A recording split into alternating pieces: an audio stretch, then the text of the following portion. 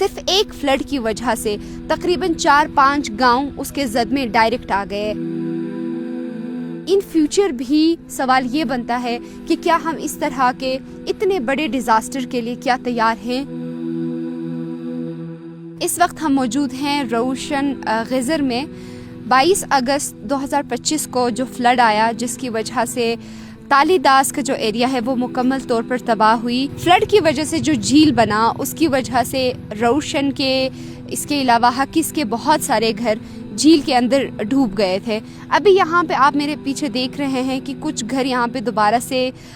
دکھائی دے رہے ہیں کہ کس طرح سے ابھی بھی پانی میں ہیں، اور ابھی کچھ یہاں پہ جو پرانا رستہ تھا جو یاسین کی طرف رستہ جاتا ہے، چترال کی طرف جو رستہ جاتا ہے، وہ بھی جو پرانا رستہ تھا وہ اب کھل گیا ہے، کیونکہ جو جھیل پہ کام ہو رہا ہے اس وقت سپل وے پہ کام ہو رہا ہے اور یہاں جھیل سے پانی نکالنے کی کوشش کی جا رہی ہے۔ بہت سارے لوگوں کی زمینیں اب پانی سے باہر تو آ چکے ہیں، لیکن یہاں پہ ہم دیکھ رہے ہیں کہ کس طرح سے سیلاب نے یہاں پہ ان گھروں کو، ان فروٹس کے درخت کو مکمل طور پر تباہ کی ہے۔ اس جھیل پہ ابھی بھی کام کیا جا رہا ہے، مزید ہو سکتا ہے کہ جھیل کا لیول اور زیادہ ڈاؤن ہو اور لوگوں کی زمینیں کم از کم پانی سے باہر آ جائیں گی، اور ابھی بھی یہاں پہ تباہی آپ میرے پیچھے دیکھ رہے ہیں کہ کس طرح سے لوگوں کی یہ پرانی زمینیں، باغات، پھلوں کے درخت سب ابھی بھی پانی میں ہیں، اور ابھی ضرورت ہے ان لوگوں کو دوبارہ سے ری سیٹل کرنے کی، ان لوگوں کو دوبارہ سے زندگی کی طرف لانے کی۔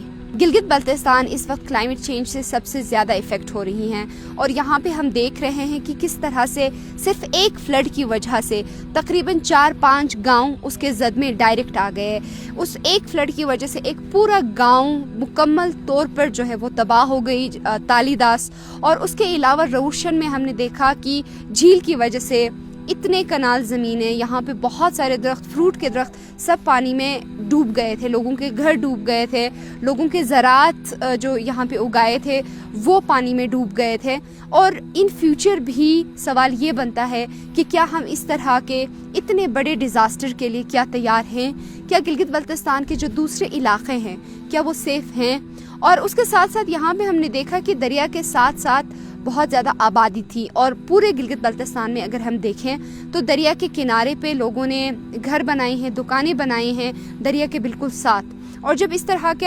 کا ایک اور ایگزامپل ہمارے پاس عطاباد جھیل کا بھی ہے کہ عطاباد جھیل نے بھی تقریباً 4-5 گاؤں کو اپنے لپیٹ میں لے لیا تھا، اور یہاں پہ بھی سیم اسی طرح کی سچویشن ہے کہ یہاں پہ اس جھیل نے 4-5 گاؤں کو اپنے لپیٹ میں لیا ہے، اور بہت سارے لوگوں کی زمینیں ابھی بھی اس جھیل کے اندر ہیں۔ سوال یہ بنتا ہے کہ فیوچر میں کیا ہم کلائمیٹ چینج کے ان ڈیزاسٹر سے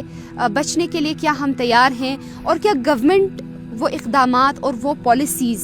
کے لیے تیار ہیں کہ فیوچر میں گلگت بلتستان کو اگر اس طرح کے جو خطرہ لاحق ہے اس طرح کا، تو کیا فیوچر میں گلگت بلتستان گورنمنٹ کے پاس اس سے بچنے کے لیے کوئی مستحکم پالیسی ہیں؟ آگے الیکشنز آ رہی ہیں اور لوگوں کے ذہنوں میں صرف یہی سوال ہیں، ہمارے جو نمائندے ہوں گے جو اسمبلی میں ہمیں ریپرزینٹ کریں گے، اور ہم ان لوگوں کو ووٹ دیں گے جو کہ کلائمیٹ چینج کے خطرات سے یا پھر کلائمیٹ چینج سے بچنے کے لیے، یا پھر جو آلریڈی اس سے متاثر ہیں ان لوگوں کے لیے کیا وہ کچھ کریں گے، اور کیا وہ نئی پالیسیز پہ کام کریں گے؟